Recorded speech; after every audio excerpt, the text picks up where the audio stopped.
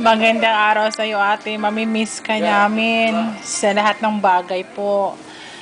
Sa mga pagkain, sa mga damit, sa pagko-computer, sa mga tawanan natin. Tapos, I remember those days na yung una ka naming nakita doon sa Intungan. Akala namin na Taiwanese ka, yun pala, Pilipina ka rin. Komportable kami na na-meet ka namin.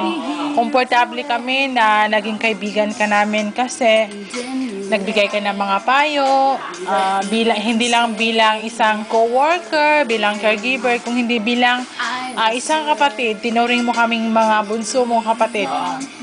Sana, kahit nasa Tainan ka na, hindi mo kami makakalimutan. Maalala mo kami palagi, si Pokwang, si Kikay, si Myra, si Bina, ako. Sana ate, yung Facebook, everyday pa rin tayong magsa-chat. Pati kay Myra, sa YM, ganun pa rin. Tapos, napaiyak na ako, ate.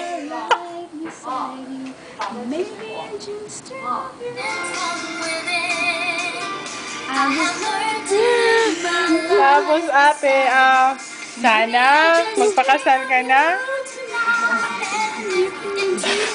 At ate, mamimiss ka talaga namin. Malapit na ang birthday ni Myra. Tapos wala ka na.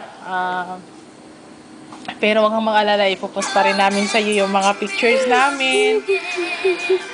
Unang-una talaga ate, ang mamiss ko ba yung gigising tayo ng maaga, kumbaga magja-jogging, tapos pupunta tayo sa palengke, mamimili ng damit, habang nasa daan, magpipicture taking tayo. Mamimiss ko yun, namimiss namin yun ni Myra. Tapos magluluto si Myra, dadalhin dito, kakain tayo sabay. Ang tawanan, doon sa labas ng hospital. Ang tawanan doon sa Intungan, doon sa therapy room, lahat-lahat ate, miss talaga namin. Ate, sana naman kahit makamit ka doon ng mga bago mong kaibigan sa Tainan, nandyan pa rin kami sa puso mo. Kasi kami, hindi ka namin makakalimutan till forever. Nakatatak ka na talaga sa puso namin. Ano ba? Kitang-kita tayo sa Pinas naman, no? At sana balik kayo dito sa Linchin para magkita na naman ulit tayo. At saka yung bonding natin, sana maulit ulit. Bye-bye ate. Ingat ka palagi. Love you. I wasn't prepared to face this kind of burden from within. I have learned to live my life beside you. Maybe I just dream of you tonight.